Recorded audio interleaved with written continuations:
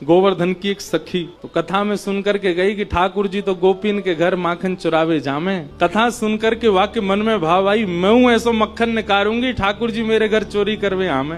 अभी की बात है, इसी कलिकाल में अब मक्खन निकाल लियो, निकाल करके माने मटका में मक्खन सजाए लियो और वाक्य मन में आई कि ठाकुर जी को कैसे पता चले कि मैंने मक्खन निकालो है। तो दर्शनार्थी दर्शन करने जाते थे, उन्हीं दर्शनार्थियों में मक्खन लेके जाती। तो सब तो सामग्री मंदिर में चढ़ा देते, वो चढ़ाती नहीं, पीछे खड़े होकर के वहीं से मक्खन के पात्र को ठाकुर जी को दिखाती और ठाकुर जी को दिखा कहती, धोरी गैया के दूध सो बढ़िया रात में जमाए करके मैंने दही निकारो, वह दही से ऐसा बढ़िया मक्खन निकारो लाला, लेकिन ये मैं तो दे के ना जाऊंगी, अपने घर में छीका पे लटकाए के रखूंगी, तेरी इच्छा होए तो चोरी करवे आ जाइयो। श्रीनाथ जी के मंदिर में जाके ठाकुर जी को लोभ देती है। सखी ने मक्खन ऐसे ठाकुर जी को दिखाया, लाला मेरे घर चोरी करवे आ जा, ऐसा बढ़िया मक्खन है। और वहां ने सब बता दियो, मंदिर से निकल के सीधे जाओगे, पोखरते दाएं मुड़ जाइयो, वहां से बाएं मुड़ जाइयो, वहां सीधे आइयो, मई मेरो घर है और मैं घर के सब लोग सो जामे रात्रि में, तब आए जाइयो, चुपचाप चोरी करके जाइयो। लाला मैं बस इतना देखना चाहूं,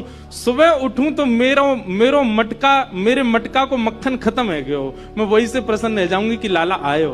मुझे इच्छा ना है कि मैं तेरो दर्शन करूं, मैं तो पकड़ूं, मेरो मन बस ये कि मैं जो सामग्री बनाऊं तुम पाके चले जाओ। एक दिन निकल गया, ठाकुर जी नहीं आए। रोज सुबह सखी उठती है और मटकी उतार करके देखती मक्खन तो ज्यों को त्यों रखो है अभी भी। दूसरे दिन फिर नया मक्खन निकल, फिर गई ठाकुर जी को, लाला तू मान ना रहो मेरी बात, मैं तोकू दावे ते कह रही हूँ, ऐसा मक्खन तेने पायो नहीं होगा, तो एक बार आ जा। दूसरे दिन भी ठाकुर जी नहीं आए।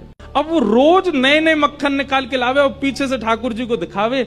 तो श्रीनाथ जी मंदिर में खड़े हैं, ऐसे कटाक्ष नीचे नेत्र हैं, सामने कुंभन दास जी बैठकर के कीर्तन सुना रहे थे। ठाकुर जी के मुख में से लार टपकन लगी, यहाँ ते लार गिरन लगी, और वह लार को सामने बैठे हुए कुंभन दास जी ने देख लियो। कुंभन दास जी बोले, जय जय जय जय जी, लार कैसे निकल रही है, का है गो, भूख लग रही है का? तो ठाकुर जी तो कुंभन दास जी से बात करते थे।